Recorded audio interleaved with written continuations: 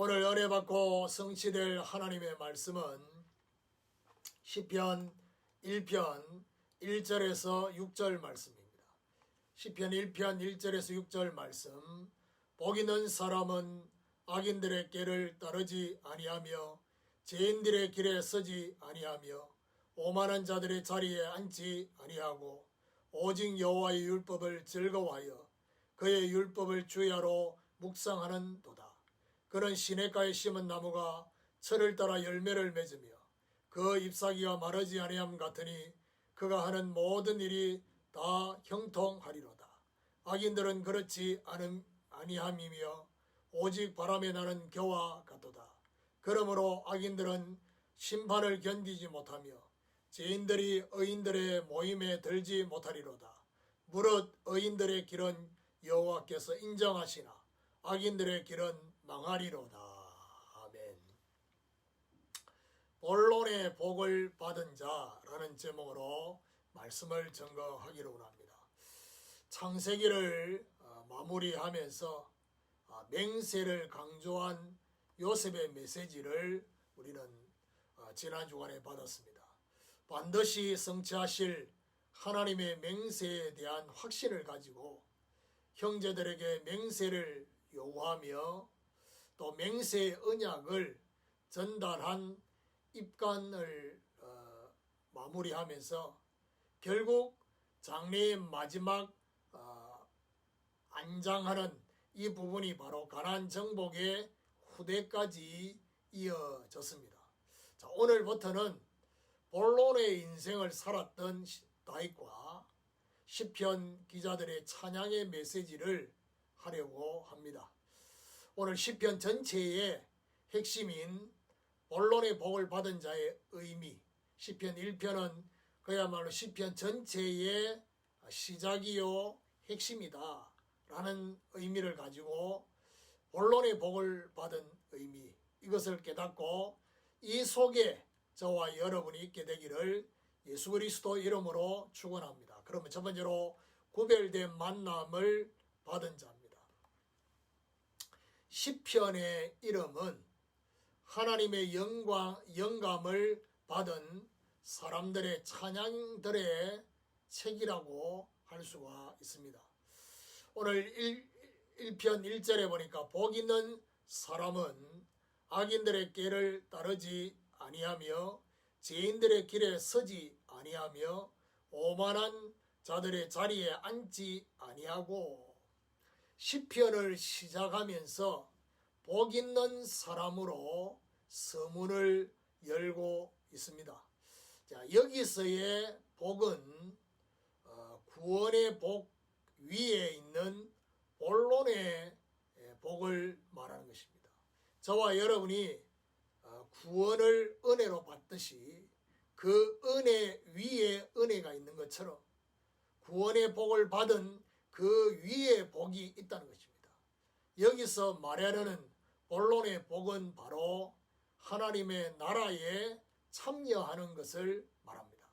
세상 사람들은 악인들과 죄인들과 오만한 자들과 함께 살아야 됩니다. 문제는 세상 사람들은 이렇게 살아야 되지만은 예수를 믿고 하나님의 자녀가 되어져서 구원받은 성도라 할지라도 정말 본론의 복을 받지 못한 종교의 생활하는 사람들은 세상 사람들과 똑같은 삶을 사는 것입니다. 여기 보니까 악인들의 꾀, 죄인들의 길, 오만한 자의 자리, 이게 점진적으로 그렇게 표현을 하고 있습니다. 꾀에서 시작해서 길로 그리고 자리로 그렇게 연결이 되어 있습니다. 악인들의 꾀는 뭘 말하느냐? 자기 소견대로, 자기의 소견대로 그렇게 사는, 하나님의 뜻과는 전혀 상관이 없는, 마치 사사시대의 문제가 자기 소견에 옳은 대로 행했던 것처럼요. 그리고 죄인들의 길은 뭘 말하느냐? 인생을 향한 하나님의 원래의 길을 떠난 것을 말하는 것입니다. 그래서 죄라는 단어 자체가 관역에서 활이 벗어났다라고 하는 것처럼 죄인들의 길은 결국 하나님이 인생을 만드실 때 그 길을 떠났다, 그렇게 볼 수 있습니다. 오만한 자의 자리는 뭘 말하느냐? 결국 하나님을 향해서 조롱하는 자리를 의미하는 것입니다. 자, 중요한 것은 뭘 말하느냐? 대부분의 사람들, 불신자뿐만 아니라 대부분의 종교생활하는 사람들은 이들과 손을 잡고 가야 하는 넓은 길을 가고 있습니다. 그렇지만 오늘 여기 복 있는 사람은 어떤 사람이냐? 그리스도를 누림으로 창세기 3장의 악인, 죄인, 오만한 자의 이 문제를 이기고 초월하게 되어진다. 그리스도를 누리고 있으면 어떻게 되느냐? 이런 사람들과 손을 잡지 않아도 되는 하나님이 준비하신 만남으로 하나님이 인도하시는 것입니다. 오늘 우리도 그리스도를 누림으로 구별된 만남을 받는 이런 축복이 있기를 예수 그리스도 이름으로 축원합니다. 두 번째로 본론의 복이 어떤 것이냐? 생명의 상태를 받은 자입니다. 2절 3절을 보니까 오직 여호와의 율법을 즐거워하여 그의 율법을 주야로 묵상하는도다. 그는 시냇가에 심은 나무가 철을 따라 열매를 맺으며 그 잎사귀가 마르지 아니함 같으니 그가 하는 모든 일이 다 형통하리로다. 그리스도를 누리면서 오직의 상태가 되고 있음을 알 수 있습니다. 오늘 여기 중요한 말이 뭐죠? 오직 여호와의 율법을 즐거워하여. 오직 여호와의 율법을 즐거워하는 상태, 이 상태가 바로 오직의 상태다. 구약의 대부분의 사람들이 말하는 율법은 모세오경을 의미합니다. 자, 여기서는 모세오경뿐만 아니라 시편 전체의 말씀을 의미하고 또 이 말씀을 받는 저와 여러분에게는 성경 전체의 말씀, 강단 메시지, 이 모든 것들을 적용할 수 있습니다. 받은 말씀을 주야로 암송하고 묵상하는, 그리고 적용하는 이런 상태를 말하는 것입니다.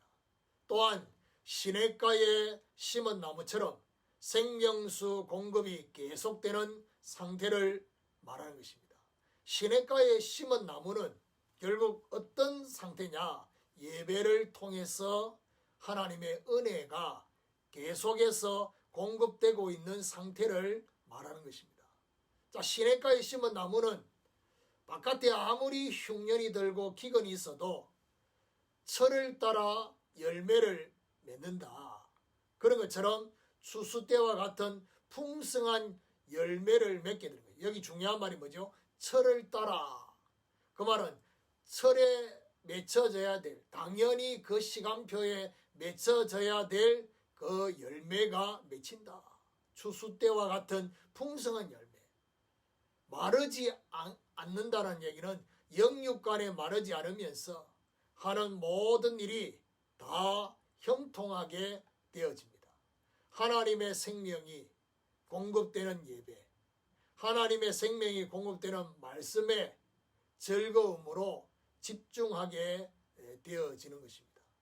오늘 우리도 예배와 말씀으로 생명의 상태를 계속 공급받는 축복이 있기를 예수 그리스도 이름으로 축원합니다. 세 번째로 본론의 복을 받은 사람은 인정받는 길을 받은 자입니다. 4절, 5절, 6절을 보니까 악인들은 그렇지 아니하며 오직 바람에 나는 겨와 같도다. 그러므로 악인들은 심판을 견디지 못하며 죄인들이 의인들의 모임에 들지 못하리로다. 무릇 의인들의 길은 여호와께서 인정하시나 악인들의 길은 망하리로다.